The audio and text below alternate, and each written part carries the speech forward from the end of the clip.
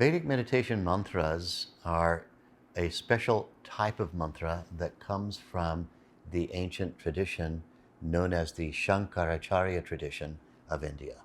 The Shankaracharya Tradition is considered to be the preeminent, undisputed, supreme knowledge element of Indian knowledge, philosophy, meditation techniques, and yoga.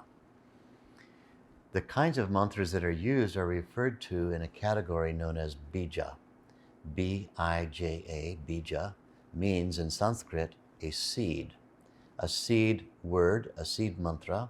The word mantra, man, is mind, tra is a vehicle.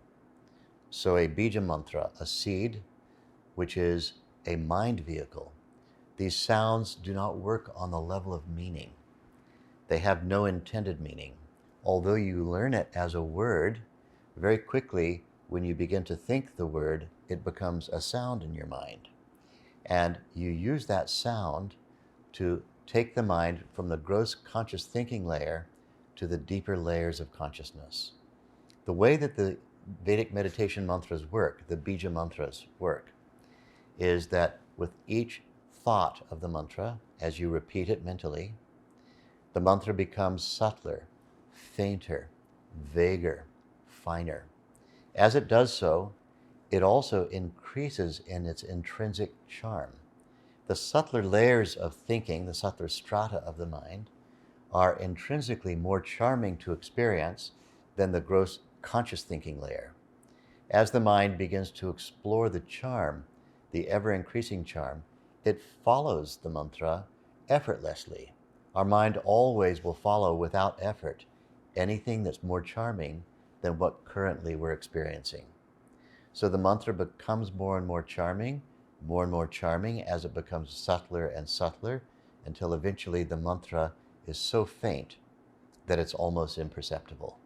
That's when the mantra will disappear. And when the mantra disappears, it won't be replaced by a thought, because the mind, stepping beyond a certain layer of subtlety, experiences transcendence. Transcendence is a term of art that describes a state of being, awake inside, pure awareness, without any thought form. Consciousness is experiencing itself. Consciousness is experiencing consciousness. And this supreme inner delight, this supreme contented state, causes the mind for a moment to be completely uncurious about any other thing that could be more charming than that, because it's experiencing pure saturation of happiness.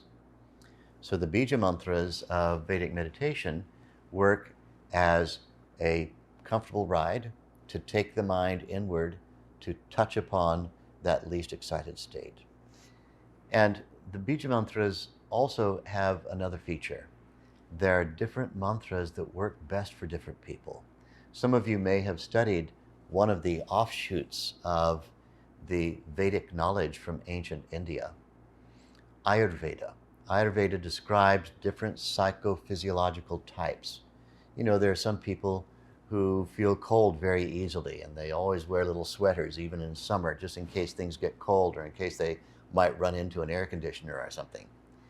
And other people feel hot all the time. Even in winter, they're feeling hot, and they're always trying to take layers off or to get some cool air, opening windows when other people are freezing. Like that, we know that there are different body types, and there are different psychological and physiological combinations of psychophysiological types.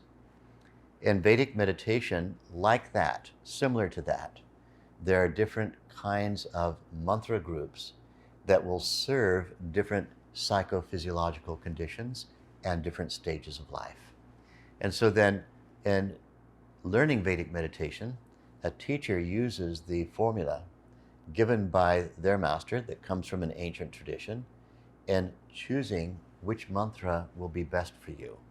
And this choice doesn't take hours. We don't have to sit around asking you questions about your childhood, or, you know, what kind of school you went to and what upset you and what made you happy, and none of that is necessary. I like to use the analogy of a florist. Imagine someone who is an expert florist who simply, knows the names of hundreds of flower types. And you could come to that florist with a concealed flower and say, all right, I'm going to reveal my flower now, and you have less than a second to tell me what it is. There, and then hide it again. And the florist would say, tulip. And you'd be amazed, it has a green stem and green leaves and petals just like all other flowers. And you said tulip so quickly? That's amazing. Okay, now what's this flower? And they'll say, English tea rose. And you'll say, how did you know that? You only looked at it for a tenth of a second. Hey, I'm a florist. I know the names of flowers. When you come to learn Vedic meditation, all of the characteristics come with you that we use to assess which mantra group you're in. And there are not billions of mantras. There are groups of mantras and groups of people that are best served by those mantras. So it's the job of the Vedic meditation teacher, at least in part, to give to you the correct mantra or sound which will produce successfully that subtle experience and that transcendent experience that occurs in the meditation technique. Of course, the other part of the teacher's expertise, the larger part of it, is how to use the mantra correctly. Because even if you have the correct mantra, if you don't know how to use it properly, it's completely useless. And so having the knowledge of the mechanics of using it and having the correct sound, very important, critical, pivotal to this practice.